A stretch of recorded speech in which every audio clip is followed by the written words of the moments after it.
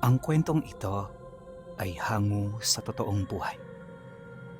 Karanasan ito ng isa sa mga subscribers natin na si Duke. Tawagin na lang natin siya sa palayaw niya na Nonoy. Magandang araw, Pinuno. 4 AM na nang sinubukan kong isulat ito. Hindi ko alam kung saan magsisimula. Gawa ng marami ako at ang pamilya ko na may karanasan pagdating sa mga agimat, tumawo, laman lupa at mga aswang. Mula pa yan sa lola at lolo ko sa tuhod hanggang sa henerasyon namin ngayon. Parehong mother side at father side ko, malawak ang karanasan sa mga mahihiwagang elemento at aswang. Ang lolo ko nga po pala ang nagsulat ng librong Olaira, Prinsesa ng Tamawo. At ginagawa rin itong play sa isang sikat na universidad dito sa Visayas. Marami siyang karanasan sa mga tamaw na hindi niya nasulat sa libro at naipasa lamang ang kwento sa aming mga apo. Pero ang aking kwento ay magsisimula na lamang sa akin. Simulan na natin to. Taong 1993, Dumangas, Iloilo. Ako ay lumaki sa lolo at lola ko. 5 taong gulang ako noong nangyari ito. 3 lang kaming naninirahan sa bahay ni na lolo at lola. Araw-araw, abala sila sa paghahanda upang pumunta sa palayan at punong, fish pond. Pumupunta sila roon para mag-ani. 7:00 pa lamang ng umaga nakaalis na sila sa bahay at bumabalik na ng dilim. Kadalasan iniiwanan na lang nila ako ng kanin at ulam na niluto nung umaga. Araw-araw mag-isa lang ako sa bahay kasama ang mga aso. Ang bahay namin ay may 4 na malalaking kwarto at may mga nakakabit na manunggal sa grills ng bintana paikot sa bahay.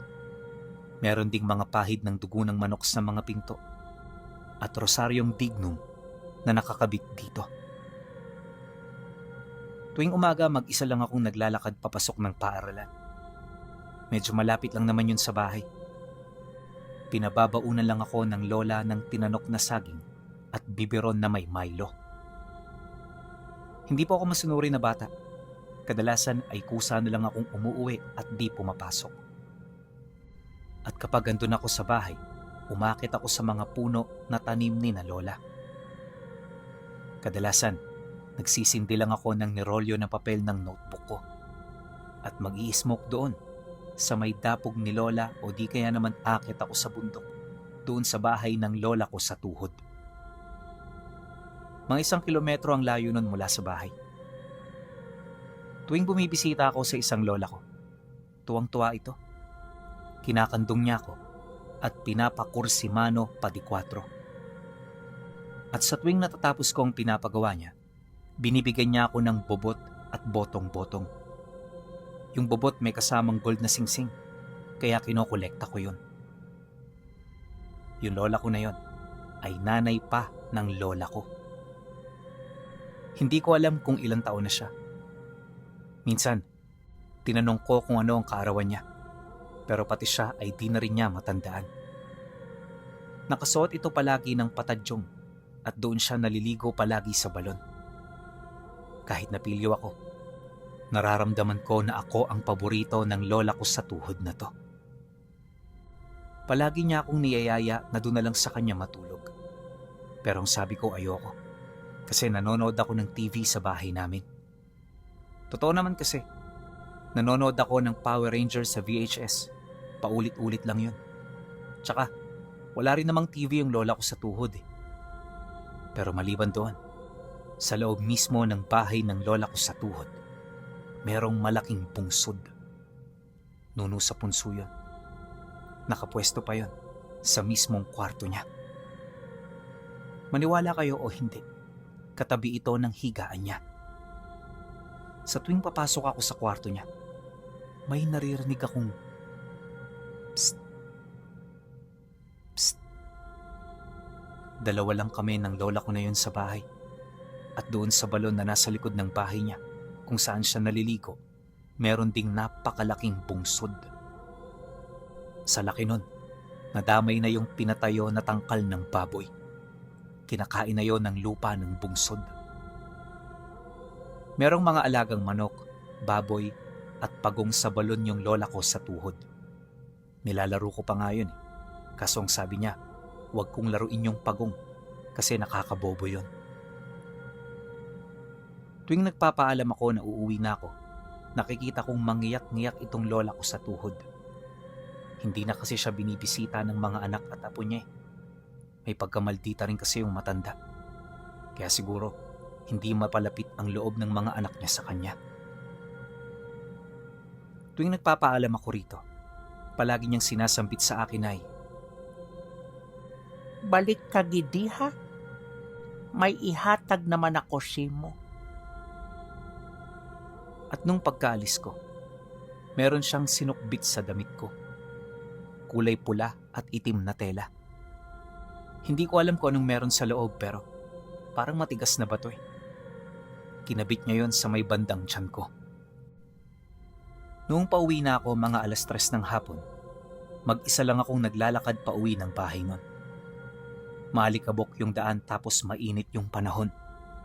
Mahapdi yung tama ng araw sa balat. Kaya rin siguro, wala gaanong lumalabas na tao nun. Pero maliban doon, bantog sa amin ang mga kwento-kwento ng mga matatanda na lumalabas ang aswang kapag hapon. Bandang 3:00 yun. Tapos uuwi lang yung mga yan kapag 5:00 na ng madaling araw. Bantog na may aswang doon sa amin. Malawak kasi ang mga bulubundukin at may mga ermitanyo rin na naninirahan sa mga bundok. Sa lugar namin may mga bundok na iniiwasan. Sinasabi maraming nagpapakita roon at marami ring binabagat. Habang naglalakad ako, may napansin akong sumusunod na itim na pusa. Nung tumalikod ako para tingnan ito, bigla na lang itong nawala. Pagharap ko para ituloy na yung paglalakad ko, nagulat ako sa nakita ko. Merong matanda sa harapan ko na malabuto na yung katawan. Nakakalbo na yung ulo at iilang piraso na lang yung nakalaylay na puting buhok. Nabigla ako. Bagamat wala naman akong naaaninag kanina na tao na makakasalubong ko sa daan. Pero bigla na lamang itong sumulpot sa harap ko. Mga 5 metro ang layo nito sa akin. Napakasama ng titig nito habang meron siyang ninunguya. Tumitig din ako ng masama sa kanya. Hindi ko inalis ang pagtitig ko. Medyo matagal na yung titigan namin. Walang gumagalaw habang ako naman nakahawak sa bitbit ko na tirador. Sa isip-isip ko, pag ito may biglang ginawa sa akin, dadamputin ko na lang tong kinabit ng lola ko at titiradurin ko yon sa ulo. Hindi ko pala nakwento, Pinuno. Magaling po ako sa tirador. Araw-araw kong suot ito at hindi ko inaalis sa katawan ko. Hawak-hawak ko lang ang tirador ko habang pareho kaming nagpapakiramdaman sa isa't isa. Bigla itong nagsalita ng, "Tibuhi pa sa lolo mo, Noy?" Bigla akong nagtaka sa sinabi niya. Tapos uminit yung ulo ko. Paano ba naman kasi? Parang gusto niyang mamatay yung lola ko sa tuhod. Hindi ako nagsalita. Pero dumura ako sa harapan niya. Kinuha ko na yung nilagay ng lola ko sa tiyan ko na bato para ibala sa tirador. Kitang-kita ko sa reaksyon ng matanda na yun. Nagulat na gulat siya sa ginawa ko. Nanlaki ang mga mata niya at agad na tumakbo papalayo. Pero napakasama pa rin ang titig nito sa akin. Para talagang meron siyang galit. Hating gabi nung araw na yon, mag-isa lang ako sa kwarto roon sa bahay namin. Ang kwarto naman ng lolo at lola ko nasa kabilang dulo ng bahay. Bale, dulo sa dulo kami. Nauna silang matulog palagi nun. Mga 7 p.m. pa lang tulog na sila. Habang ako naman, nanonood ng TV sa sala hanggang maubos ang mga palabas sa TV.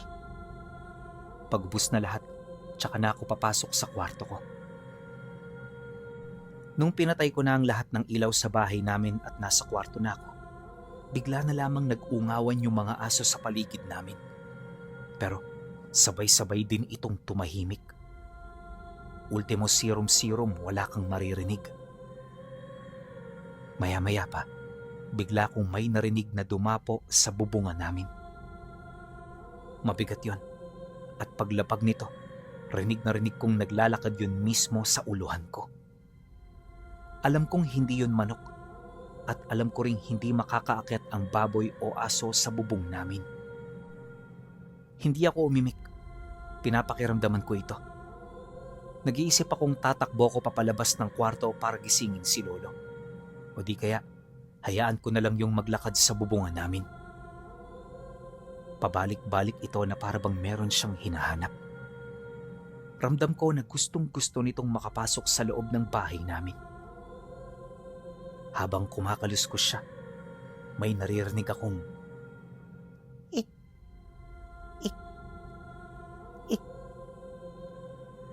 nakakabingi ang katahimikan noong mga oras na yon. Tanging yung ik-ik niya lang ang naririnig ko.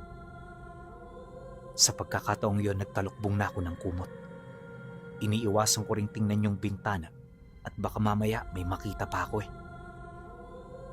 Maya-maya pa, narinig ko na lumapag ito sa tabi mismo ng pader ng kwarto ko. Pero patuloy pa rin ito sa pag-ik-ik at naglalakad ito pabalik-balik sa dingding ng kwarto ko. Hindi ko talaga maiwasang isipin na isa yung aswang.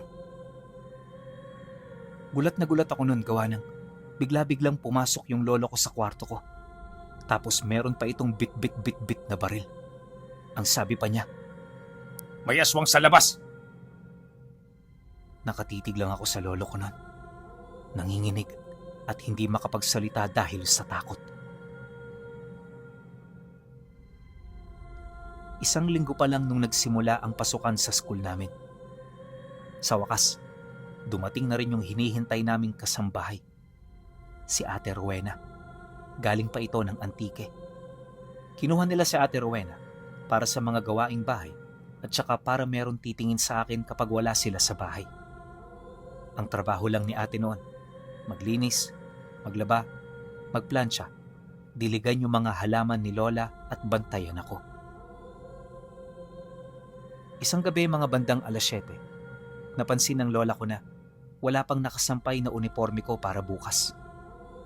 Tinawag niya si Rowena at ang sabi nito, "Weng, lihok ko gani labhito, anay ang uniform ni Nonoy. Wala na sa gali suksokon buwas." Agad naman itong kinuha ni ate at lumabas siya ng bahay para maglaba ng uniforme ko. Yung labahan namin pinuno, mga 20 meters ang layo nun sa bahay namin. Doon yun sa tabi ng balon. Bitbit ni Ate Rowena ang kingki bilang ilaw at yung uniforme ko. Ako naman nasa sala lang at nanonood ng TV. Yung lola at lolo ko naman, pumasok na sa kwarto nila. Oras na kasi ng tulugan nila yun eh. Tapos ko na rin panoorin yung pelikula, pero wala pa rin si Ate Rowena. Pagtingin ko sa orasan, 10:00 na yun ng gabi. Nagtataka ako kung bakit hindi pa rin tapos si ate maglaba. Samantalang, isang short at isang uniforme lang naman yun eh. Hinayaan ko lang bukas yung TV nun at kumuha ko ng flashlight para tingnan si ate sa labas. Habang papalapit ako, nakita ko si Ate Rowena na bagsak ang ulo sa labador. Nakatabingi ang ulo, nakabuka ang bibig at dilat ang mga mata. Nakasampa ang ulo nito sa may patungan ng kahoy, kung saan kinukuskus ang damit, nakabulagta siya at walang malay. Nabigla ako pero hindi talaga ako makagalaw. May narinig akong pamilyar na tunog, yung ik-ik. Nakaramdam na naman ako ng matinding kilabot nun. Naalala ko yung takot nung nandun ako sa kwarto ko, nang nag-iisa. Naririnig ko na nasa malapit na yung tunog ng ik-ik. Pagtama ng flashlight ko sa puno ng mangga, kitang-kita ko roon ng isang mabalahibong nilalang.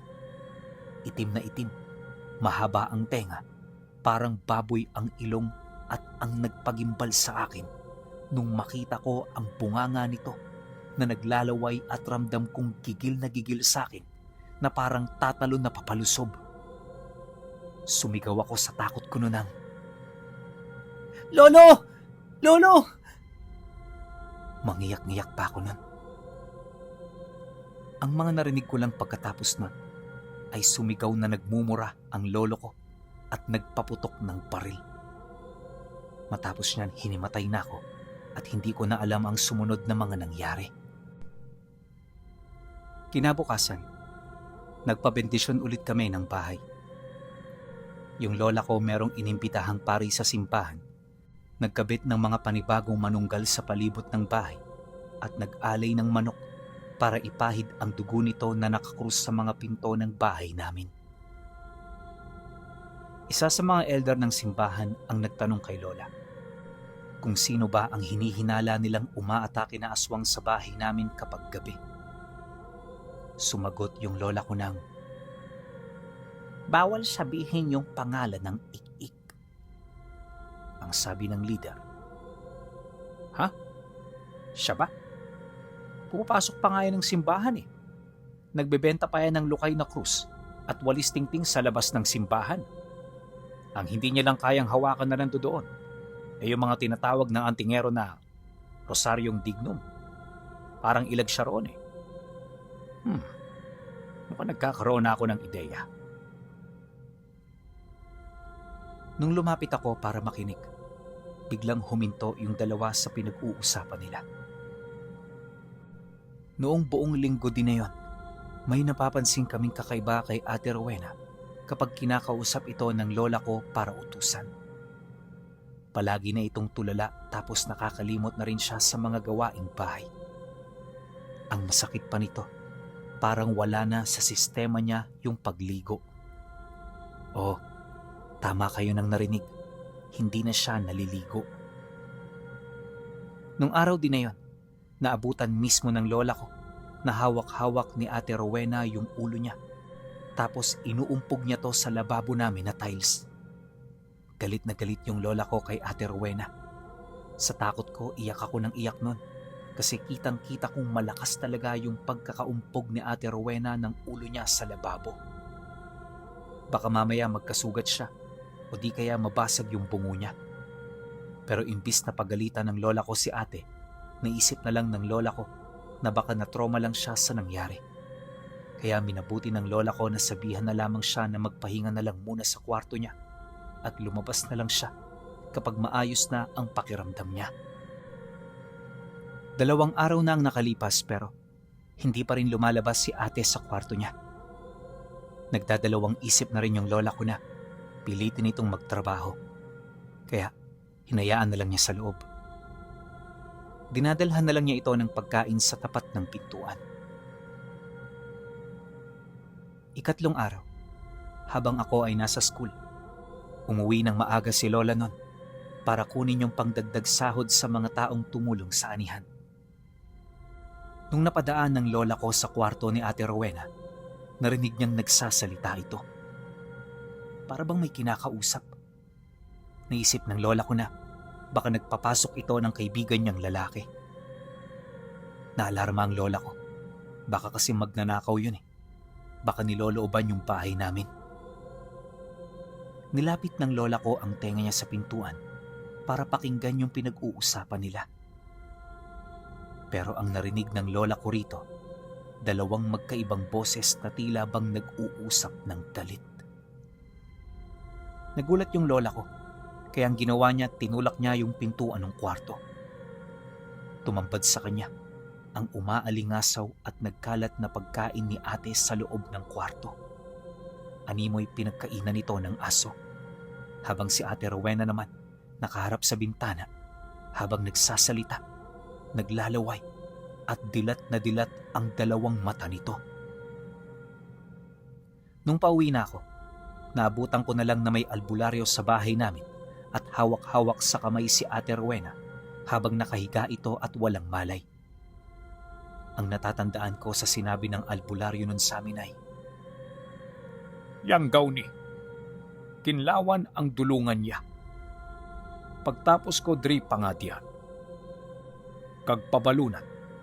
Pauwiin nyo na siya sa Antique insigida. At yun na ang huling gabi na nakita ko si Ate Rowena.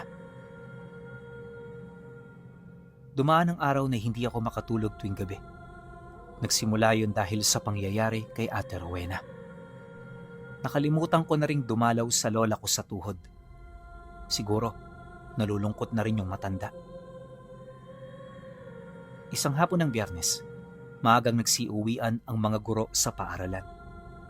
Excited silang lahat nun kasi may kanya-kanya silang lakad at mahaba ang pahinga nila, gawa nga ng weekend. Alas 4 na nung araw na yon. Wala pa rin sina lolo at lola ko sa bahay. Gabi na kasi sila umuuwi galing taniman at punong. Total naman, wala akong gagawin. Naisipan kong bisitahin yung lola ko sa tuhod.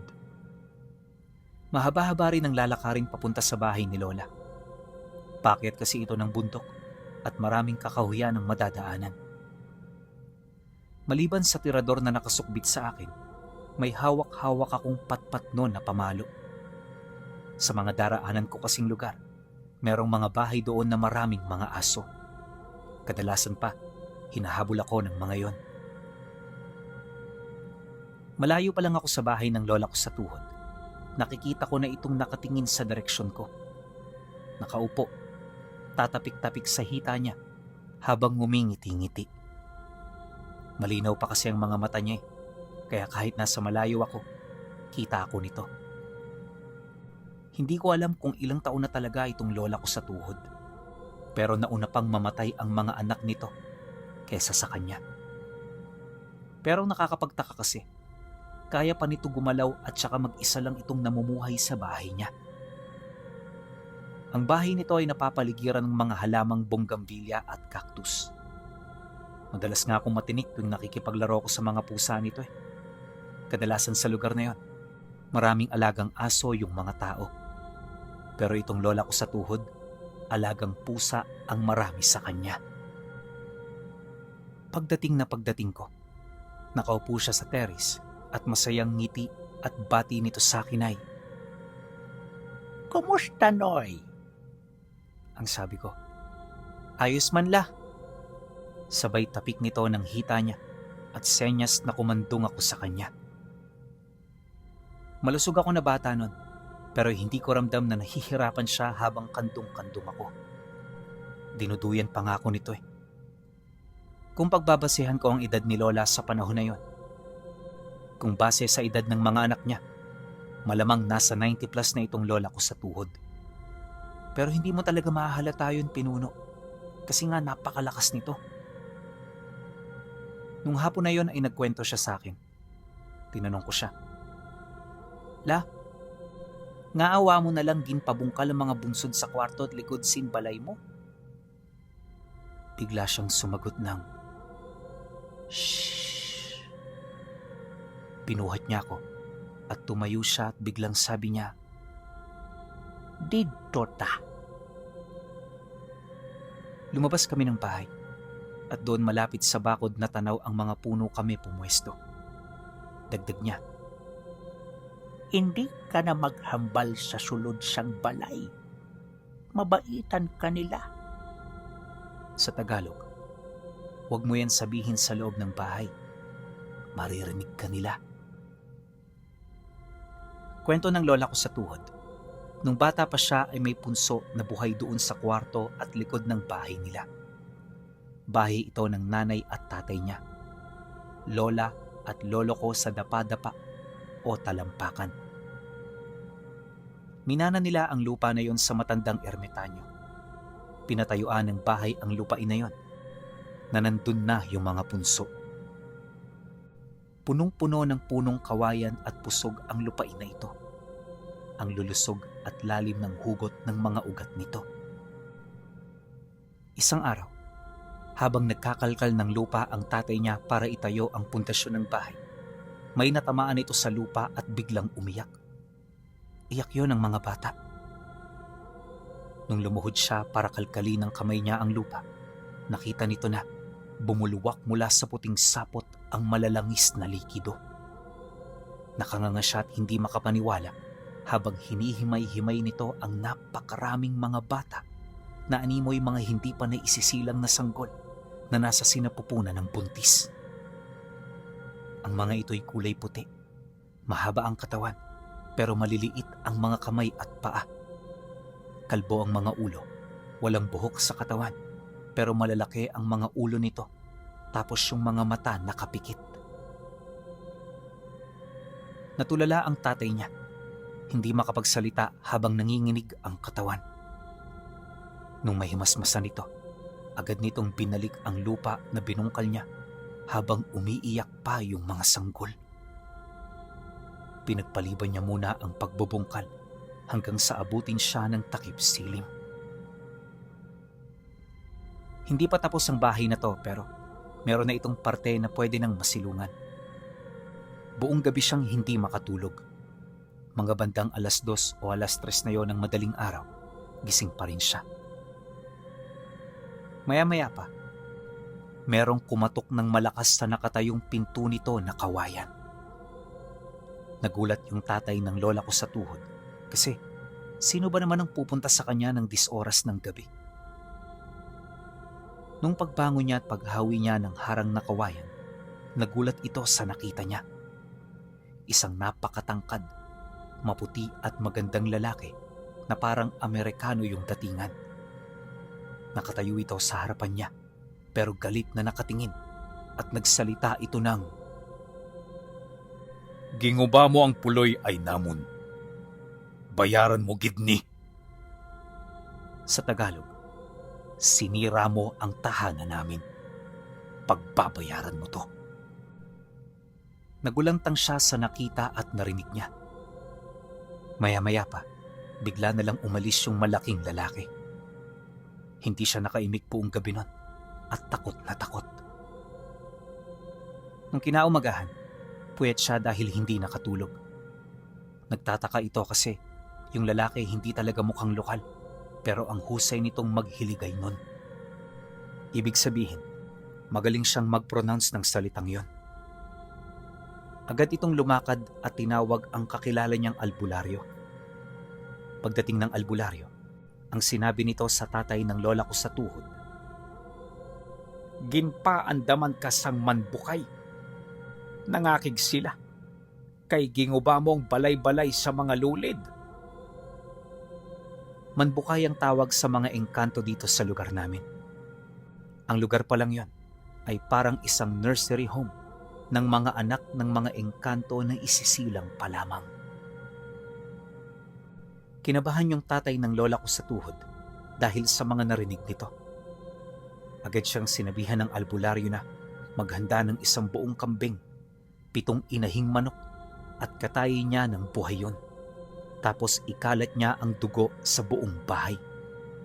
Sambit pa ng albularyo sa kanya, Pasalamat ka, puti ang manbukay ngani.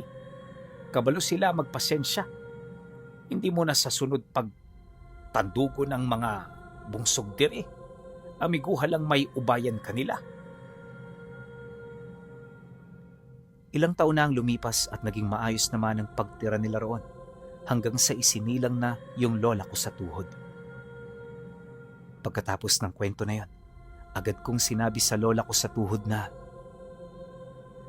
La, sila na ang gapang sitsit sa sulod ng kwarto mo?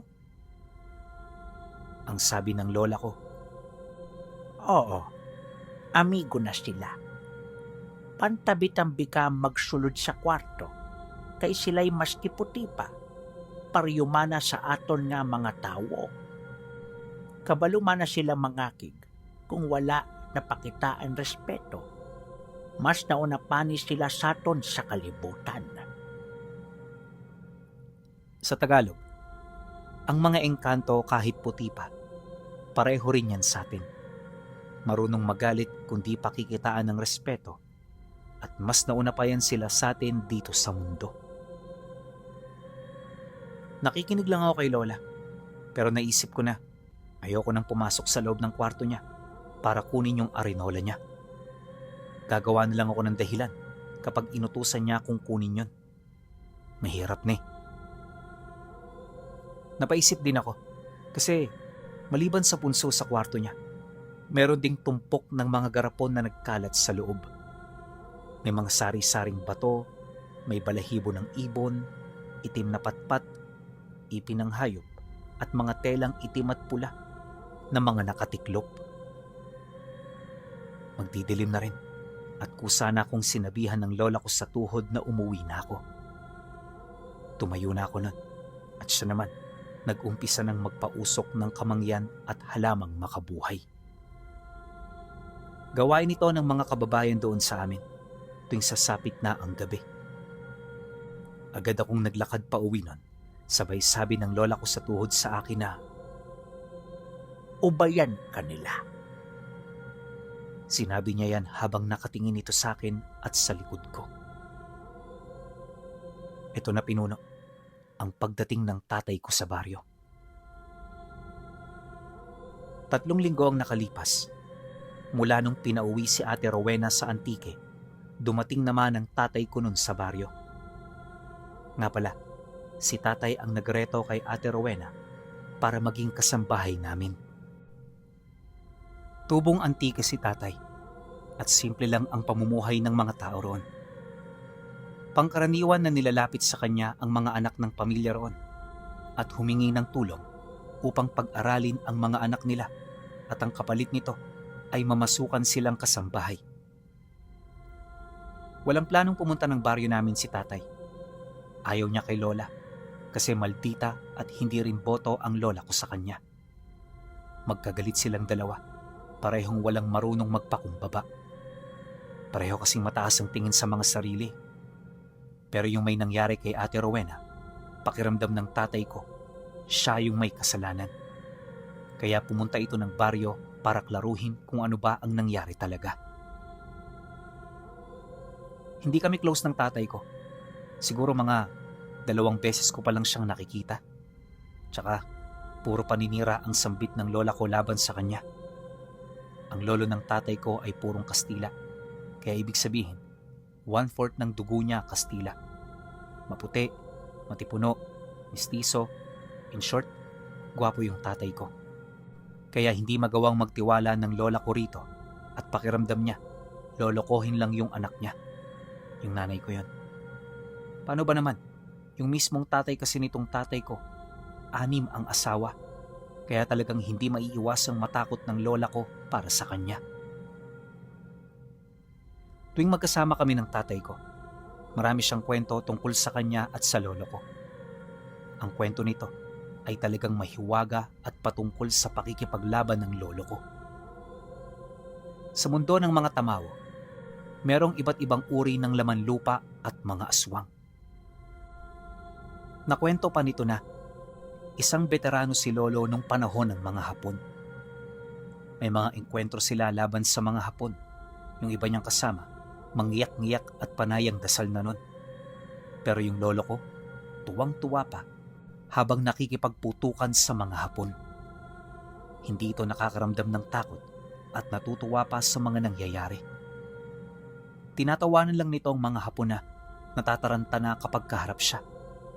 Paano ba naman kapag tinututukan siya ng mga Hapon ng baril, hindi pumuputok yung mga baril nila? Para bang barado? Kakaiba rin kung kumilos itong si lolo na para bang hindi ordinaryong tao. Sa sobrang bilis nito, halos hindi na siya nakikita ng mga kalaban niya, maski mga kakampi niya. Meron siyang mga gabay at gamit. Ang sabi ni tatay, marami itong mga kaibigan na hindi nakikita ng mga normal na tao. Siya lang din ang kilala sa bayan na labas-masok sa mundo ng mga tamawo. Meron ding mga mangilang-ngilang nakakapasok at nakakalabas. Minsan 1 beses lang at meron din na hindi na nakakabalik. Ang sabi ni lola na nanay ng tatay ko, kapag nawawala sa bahay ng matagal si lolo, 2 lang ang pinupuntahan niya. Sa mga baba niya o sa mundo ng Tirnanog, ang mundo ng mga tamawo kung saan hindi tumatanda ang mga engkanto.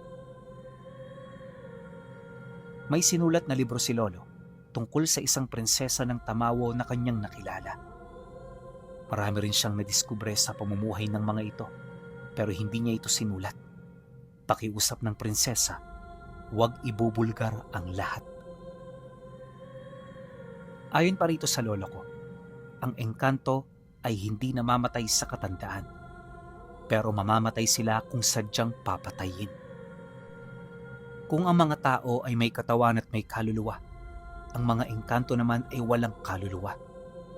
Isa ito sa mga kinaiinggitan ng mga engkanto sa tao. At para magkaroon sila ng kaluluwa, sinasadya nilang mag-asawa ng mga normal na tao. Pero hindi nila pinapahalatang mga tamawo sila upang sa gayon may panganak na may kaluluwa ang mga anak nila. Isa lang ito sa mga kwento ng tatay ko sa akin. Pumayag ang lola ko na pansamantalang manirahan siya sa baryo namin, pero merong kondisyon. Hindi siya roon sa mismong bahay namin matutulog. Inalok ng lolo ko, tatay ng nanay ko, na doon na lang siya sa maliit na kubo sa taniman ng mahogany namin sa bukid. Doon na lang siya tumira pansamantala. Ang layo nito sa bahay namin, mga 2 kilometro. Paakyat ito ng bundok, masukal ang daan, at kalat-kalat ang mga bahay na madaraanan. Malalaki ang mga puno rito at ang kakapal ng mga nahuhulog na dahon sa daraanan nito. Noong umaga rin na yon, pumunta si tatay doon, bit-bit ang 6 na manok na panabong nito. Libangan kasi ni tatay yan. Gumagawa pa nga ito ng tari ng manok niya, nagawa sa tanso.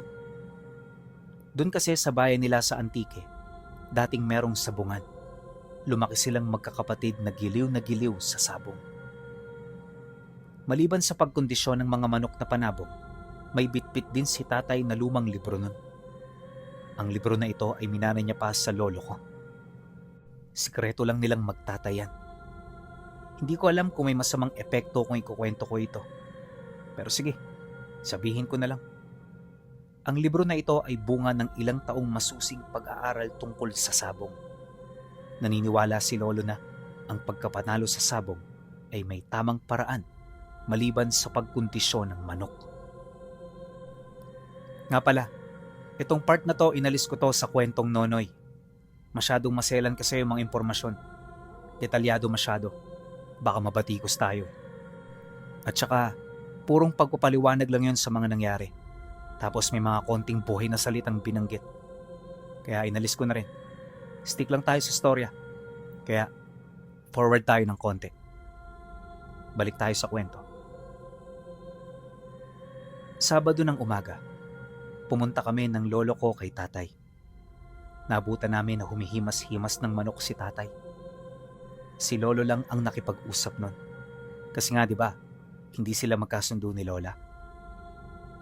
Nung makita ko si tatay, ang bati niya kaagad. "Kumusta, Noy?" Habang ngumingiti-ngiti yun. Hindi malapit ang loob ko kay tatay. Kasi nga 'di ba, ilang beses ko pa lang itong nakita eh. Naisip din siguro nito na brainwash na ako ng lola ko. Habang kausap siya ni lolo, napansin kong may isa pang lalaki ang kasama niya. May hawak-hawak itong palakol at nagbibiyak ng kahoy panggatong. Sabi nito, sa tabi nito, merong rifle na nakalapag sa lupa. Tumandok ang lalaking yon, taga doon mismo sa bundok. Pinakiusapan nito ni lolo na samahan si tatay sa bundok. Yung lalaki, mga nasa edad 40s na, nakabandana pa sa ulo at halatang sanay na humawak ng baril. Ang sabi ng lolo ko, NPA yun, mga rebeldeng nagtatago sa bundok at pinaghahanap ng mga kafgo sa barangay. Maliban sa baril, ang mga NPA sa amin ay bihasa gumamit ng itim na karunungan. May medalyon ito na nakalaylay sa liig. Ilan sa kanila ay mga kaibigan ng mga ermitanyo roon. At ilan din sa mga ito, merong lahing aswang. Habang nakaupo kami sa nilapag na dahon ng saging, nagsasaing si lolo. Nagsalita ang tumandok kay tatay habang nagpapaikot-ikot ito ng inihaw na manok. "Damo diri sila. Pamilya. Ang iban dito sa kilid dagat kay Star, malapit sa punong. Ang iban sa mga bukid, dito. Sabay turo ng tingin sa bundok, malapit doon. Nga pala, kapag nandun kayo sa amin, huwag kayong basta-bastang magtuturo gamit ang hintuturo ninyo. Lalo na kapag nasa bukid kayo o nasa masukal na gubat. Kasi baka mapaskan ka o matuwayan. Marami kasi sa paligid namin ang nagmamasid. Tahimik lang na nakikinig si tatay habang hinihimas-himas niya yung manok niya. Yung mahogany sa amin ay napapalibutan ng bakod na barbed wire. Private property ito ng pamilya. May isang entrance at exit lang na daraanan dito at may nakalagay na no trespassing. Magagabi na rin at nagsimula na kaming maglakad pa uwi ng lolo ko. Nagsimula na ring magsinde ng kamangyan at makabuhay ang tumandok. Nagsunog na rin ito ng goma. Nakagawian na ito sa baryo namin. Pantaboy kasi ito sa aswang. Pag nakaamoy ang aswang nito, parang nasasakal yan sila sa leeg at hirap na hirap huminga. Malakas kasi ang pang-amoy ng mga aswang, lalo na ang mga sanggol na malalangka ang sarap ng amoy sa kanila. Kadalasang binibiktima ng mga aswang ay buntis, bata at mga nakaaway nila. Mga kinaiinggitan nila at lalong-lalo na mga bagong salta. Unang araw pa lang yun ni tatay sa baryo at usap-usapan sa amin na meron ngang bagong dayo. Si tatay ngayon. Itong susunod na kwento, Pinuno, hango sa karanasanong tumandok na ikinuwento niya kay Lolo habang kasama niya si tatay sa bundok. Unang gabi sa kubo. Pagkatapos nilang maghapunan, nagligpit na sila para matulog. Nakapaglagay na rin ng halamang manunggal sa palibot ng bahay. Tuloy-tuloy ang usok ng sunog na goma sa labas at nagkukwentuhan lang sila sa loob ng kubo. Yung papag ng kubo ay nakaangat sa lupa.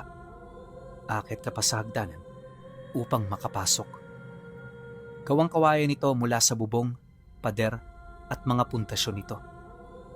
Maliit lang yung kubo. Kamalig kung tawagin sa amin. Tanong ni tatay sa kasama niya. Ano na dala mo sa liog? Sa Tagalog, ano yang dala mo sa liig? Sumagot yun ng, pangontra sa malain ginhawa Damo diri sila. Diri mismo sa ingod nga bukid. Puro gabunan ng lahida. Wala labot sa mga deputa nga na. May isapada ka hukluban sila nga. May alaga mga sigbin. Ang hukluban ay matandang mangkukulam na kayang pumatay ng tao sa pagturo lamang nito. Kahit wala yung inuusal na orasyon. Ang sigbin naman ay alaga ng aswang na mukhang kambing na merong mahabang pangil. Mabilis tumakbo at sumisipsip ng dugo ng tao at ng hayop. Sila ay kadalasang umaatake sa mga alagang manok, kambing at kalabaw.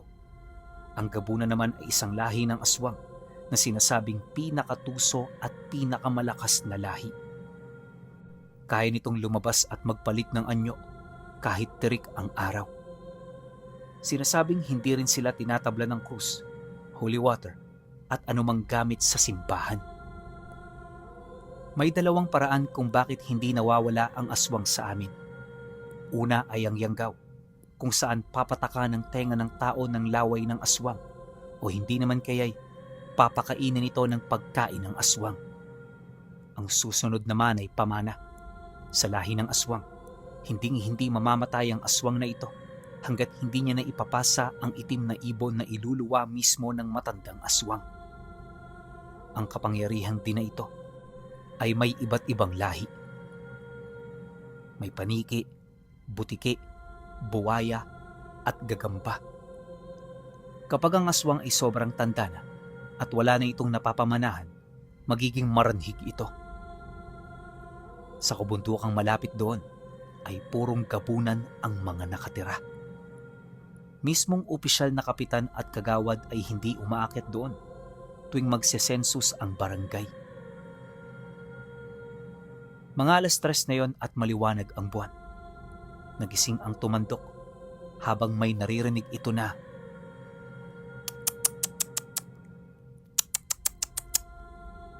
papalapit ito ng papalapit sa kubo at sinasabayan pa ng mga naririnig niyang yapak sa lupa ng isang tao at tunog ito ng makapal na dahon na inaapakan sa labas. Maririnig ang yapak sapagkat makapal na ang mga nahulog na dahon ng mahogany, kung kaya konting galaw lang sa labas ay maririnig agad ito. Nagtataka ito sapagkat private property yung lugar. Lalo pa may barbed wire na bakod. At saka, sino ba naman ang magtatangkang pumasok doon ng 3:00 ng madaling araw? Hinala ng tumandok, magnanakaw ito ng mga manok na panabong ng tatay ko. Agad nitong dinampot ang rifle niya habang nakikiramdam sa paligid. Habang papalapit ng papalapit ang mga yapak nito, nararamdaman ng tumandok na umiinit ang medalyon niya. Bahagya niyang iniangat ito. Masama na ang kutob ng tumandok. Bumulong ito ng "Dep na aswang ni." Habang nakikiramdam at may pangamba na, nagulat naman ito nung nakita niya na biglang bumangon sa pagkakahiga yung tatay ko at agad itong lumabas. Kabadong-kabado yung tumandok. Dadakmain na sana niya yung damit ng tatay ko para ipasok ulit sa kubo, pero napakabilis ng galaw nito. Hindi niya naabutan. Nung pagbangon niya at pagsilip niya sa butas ng pader para tingnan kung sino yung nasa labas, bigla itong kinilabutan. Ito yung matandang malabuto na yung katawan, kalbo, at may iilang hibla na lang ng puti ng buhok sa ulo. Ito yung bantog na pinakamatanda at pinakamalakas na aswang sa baryo namin. Mapanlin lang ang panlabas na anyo nito, pero sa totoo lang, sobrang lakas nito. Mismong yung mga manggagamot doon sa baryo, iniiwasang makatapat ang matanda na to. Nanginginig ang katawan ng tumandok habang nakasilip siya sa butas. Gustuhin man niyang lumabas at awatin si tatay, hindi niya magawa kasi hindi na siya makakilos sa pwesto niya. Maayong aga. Oh, gaano ka di, Tiyoy? Kausap na bati ng tatay ko doon sa matanda. Kalmado lang ito habang nakaharap ang matanda. Gapangita ko sang nadula ako nga bibe. Naghahanap ako ng nawawala kong itik, sagot ng matanda. Mapanlin lang ang matanda na ito. Sa isip-isip ng tumandok, mahilig itong bumate kahit hindi nito kakilala. At akala mo nangangaibigan. At alam niyo bang, pumapasok pa ito ng simbahan? Napakatuso ng mga lahi nito. Marami nang nababalitang nawawalang mga hikers sa bundok. Kung nasaan yung tatay ko at yung tumandok. Kalabot ka ni Pangita ka bibe mo ba? 3:00 pa lamang ari ka na di. Private property ni. Adiin ka nag-agi? Nakarating ka rito kakahanap ng itik mo? 3:00 pa lang nandito ka na. Saan ka dumaan? Painsultong sagot ng tatay ko sa kanya. Hindi na sumagot yung matanda at nakatitig lang ito sa tatay ko habang nanlilisik ang mga mata nito. Nakatalikod sa pwesto ng tumandok si tatay at nakaharap naman yung matanda. Kung kaya hindi nito makita ang reaksyon ng mukha ni tatay habang kausap niya yung matanda. Sa itsura kasi nun, mukhang galit na ito pero hindi siya makagalaw-galaw sa pwesto niya. Hindi rin siya makalapit kay tatay. Tanging panlilisik lang ng mga mata niya ang kaya niyang gawin. Maya-maya pa, naglakad na lang ito paatras. Puli na to, Tuyoy ha? Umuwi ka na, Choy. Sambit ng tatay ko na kalmado lang habang nakaharap sa matanda. Habang naglalakad ito papalayo, dahan-dahan din itong nawala. Para bang nilamon ito ng kadiliman at hindi na nila nakita. Bago pumasok ng kubo si tatay, Nakita ito ng tumandok na lumapit sa malaking puno ng lunok o balete. Malapit lang yun sa kubo para itong may kinakausap. Nakangiti pang nagsasalita ito sa tapat ng puno.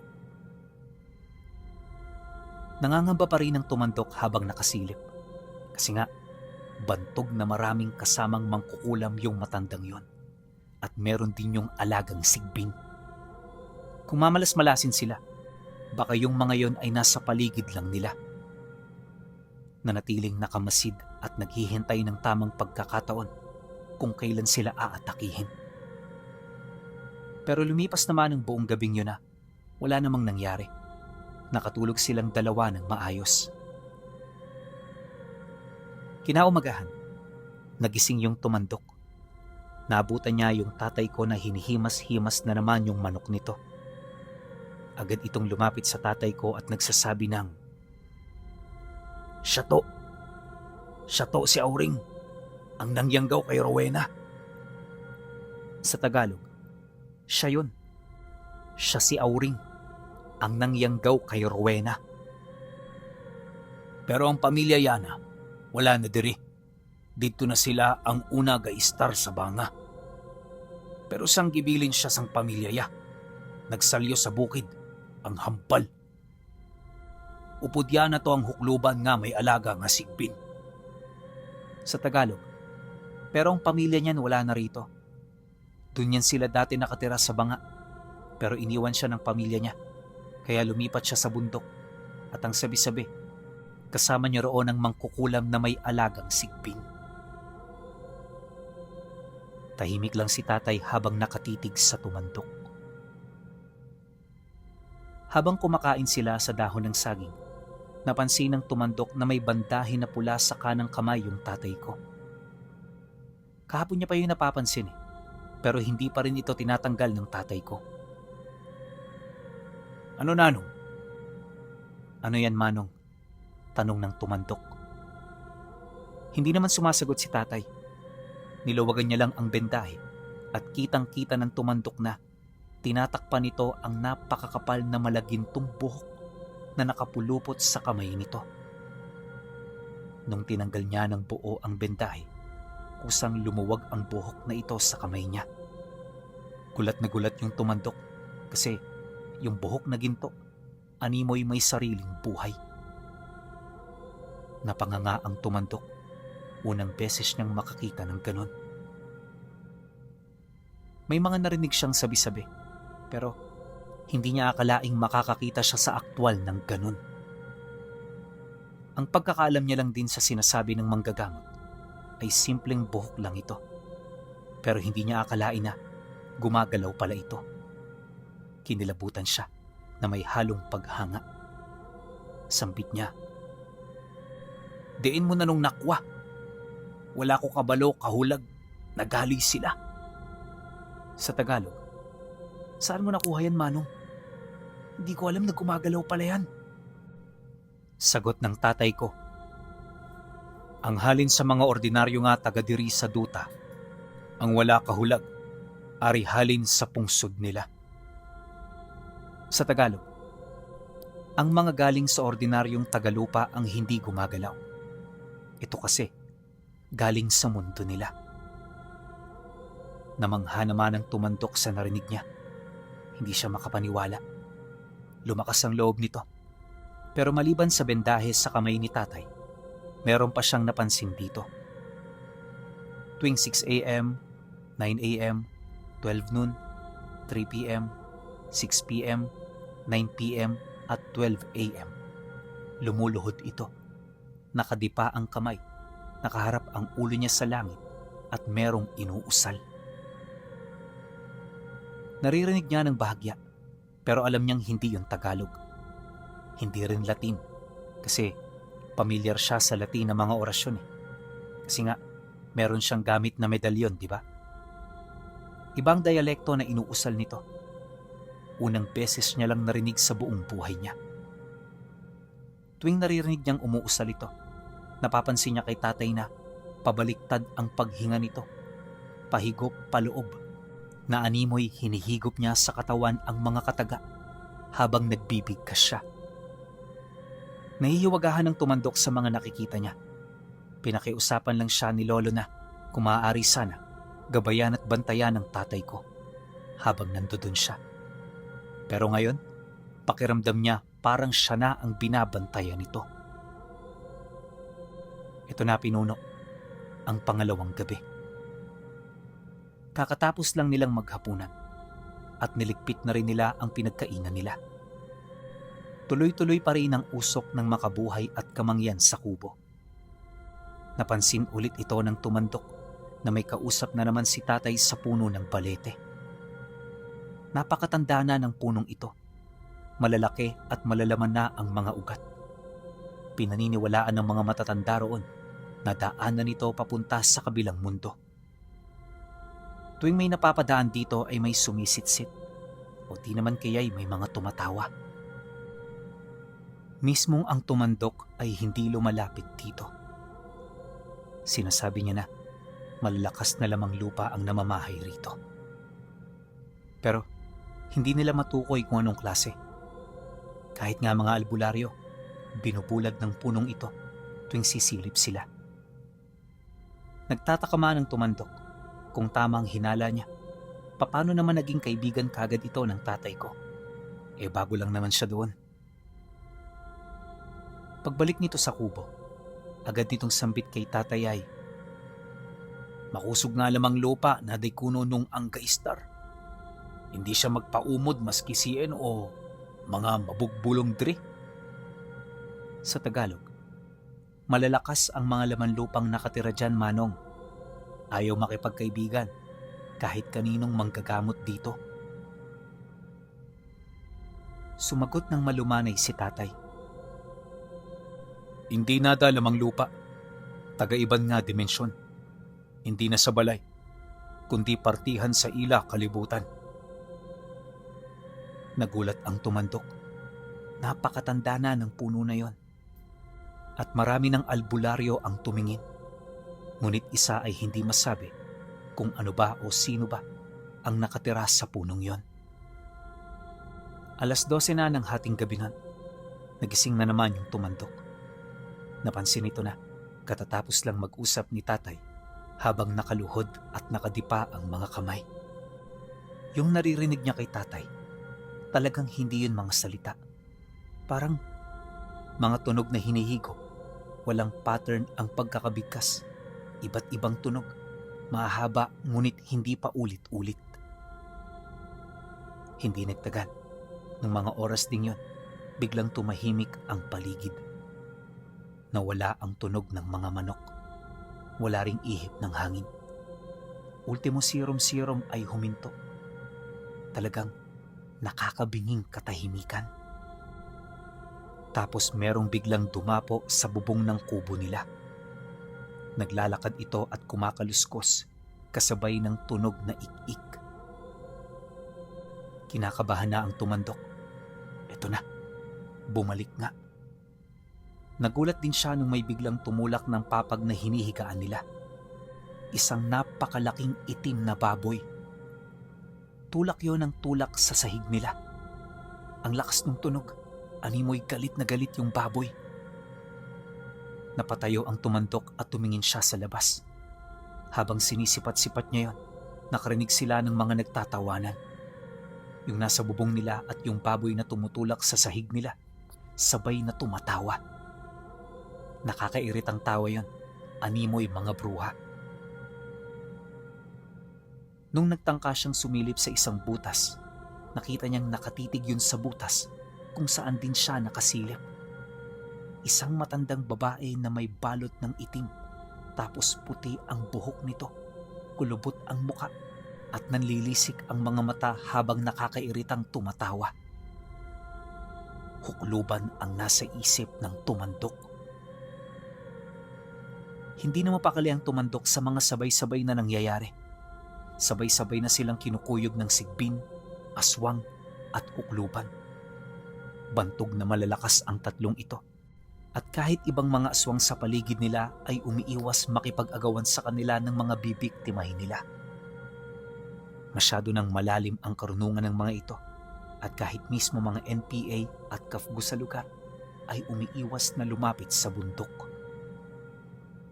Nung mga gabing yon, nararamdaman na ng tumandok na sobrang init na ng medalyon niya. Pero nabubulol-bulol na siya sa pag-uusal kasi habang nagdarasal siya, kinukutsa siya ng mga nilalang na nasa labas. Sabayan pa ng nakakairita na tawa ng hukluban. Sa sobrang takot niya, nakalimutan na nitong hanapin si tatay. Tapos hindi na rin niya makita kung nasa loob ba yun ng kubo nila o nasa labas pa. Maya-maya, bigla na lang itong sumulpot sa harapan niya. Lumuhod ito at nakadipa at nag-uusal na naman ng mga katagang hindi niya maintindihan. Maya-maya lang, may umihip na malakas na hangin at may narinig siyang malakas na pagaspas sa bubong. Lumapag yun sa bubong nila. Dama nila ang bigat ng nilalang na to na muntik nang sumira ng bubong nila. Matapos yan, may narinig silang malakas na pag-iyak. Tapos kumaluskos yun sa itaas. Yung iyak parang nadaga ng aso. Sabay bigla itong nalaglag sa gilid ng kubo na parabang merong naghagis dito. Tapos yung hukluban, bigla namang tumigil sa pagtawa. Umiling-iling ito sa paligid, animoy may sinusundan siya na lumilipad. Biglang tumahimik ang paligid. Pati ang baboy sa baba ng sahig ay huminto na sa pagtulak ng papag. Pero alam ng tumandok na nandun pa rin sila sa baba kasi naririnig niya yung hinga ng baboy tapos tanaw niya sa butas yung hukluban. Nagulat siya nung biglang may parang humila roon sa baboy na nasa ilalim. Rinig na rinig niya yung pag-iyak nito.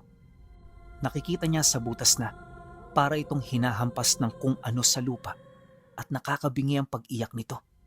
Napakasakit sa tenga, para siyang kinakatay na baboy. Ang nakakapagtaka nito, yung matandang hukluban sa labas wala na. Wala na rin ang alagang sigbi nito na nahulog sa bubong.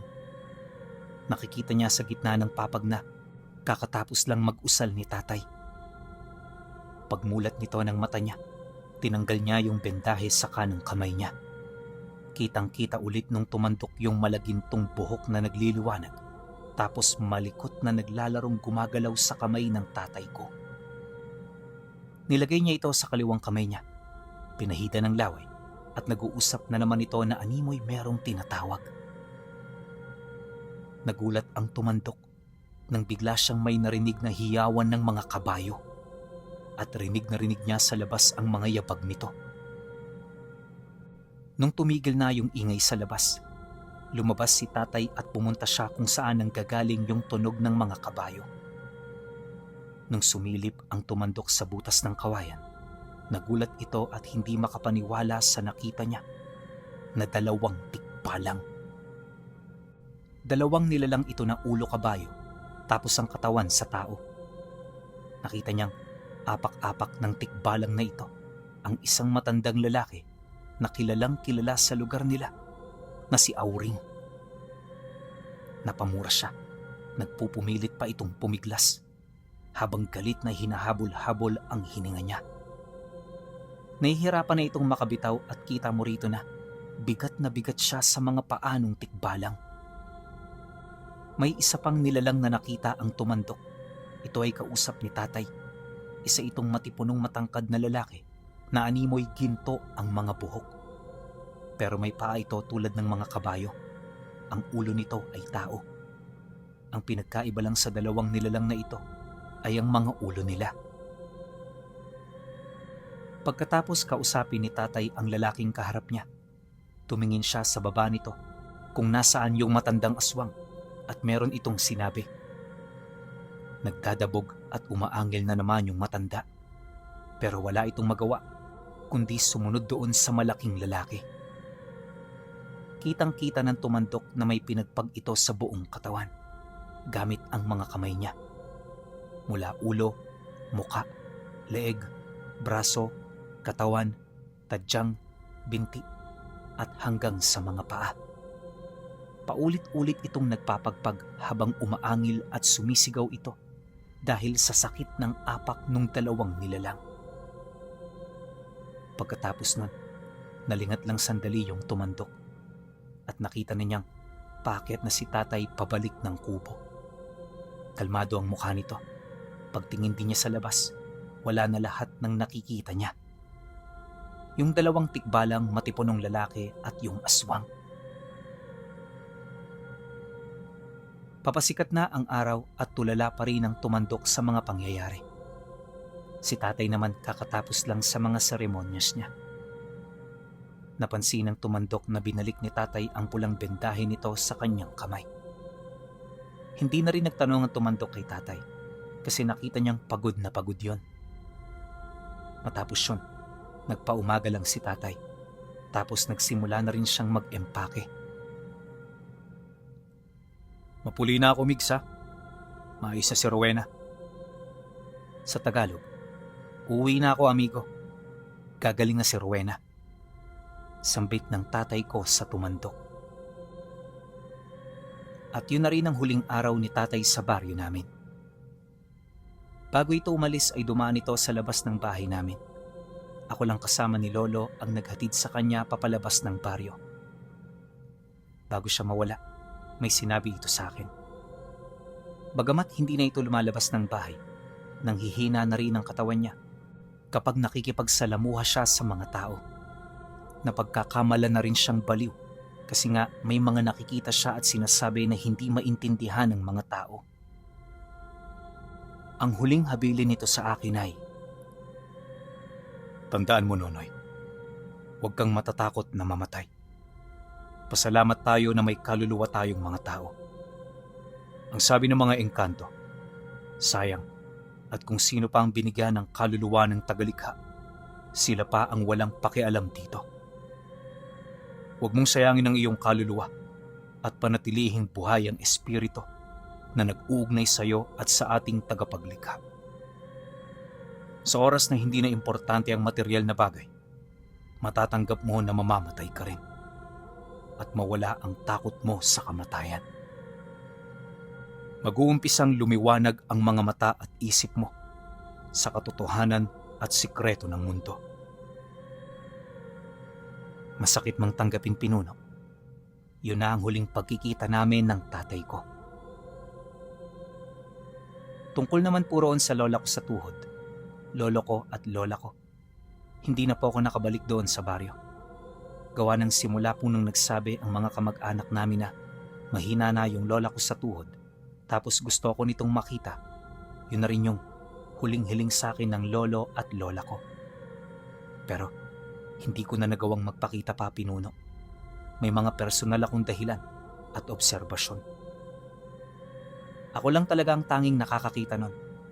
Ayoko na lang din sabihin kahit kanino. Ultimo sa pamilya ko, hindi ko sinabi. Yun lang po ang kwento ko, Pinuno. Ang hiling ko lang po sa lahat, wag na wag niyo po sanang kakalimutan ang kwento ko na pinakwento kay Pinuno na may titulong Nonoy.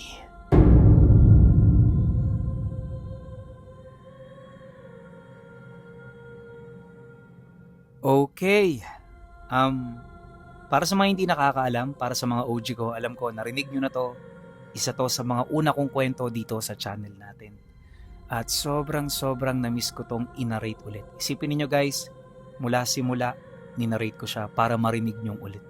Kasi nga, nawala siya rito sa YT natin. So ngayon, binalik natin yung Nonoy. Alam ko, karamihan din sa inyo, mga bago pa. Guys, yung kwento na to, kopong-kopong pa. 5 years ago, 6 years ago, nung nalapag siya dito sa channel natin. Kaya ako sobrang saya ako, sobrang tuwa ako. Napakaraming alaala ang bumalik sa akin guys, nung kinukwento ko tong Nonoy. Medyo nalungkot din ako kasi nga, ang tagal na nito eh. Alam niyo yun na parang habang ninanarrate ko siya, naalala ko kung saan tayo nagsimulang lahat. So yun lang, medyo emotional ako sa kwento na to, pero hindi pa para sa ano lang. Yun lang, maraming salamat sa inyo at sa mga nakinig ulit na OG subscribers ko, guys, maraming salamat sa inyo. Comment naman kayo para makita ko kung gano'n na kayo katagal na nakikinig sa channel ko at ilang taon na kayo nakasubaybay. Yun lang, muli maraming salamat. Hanggang sa susunod na kwento. Salamat.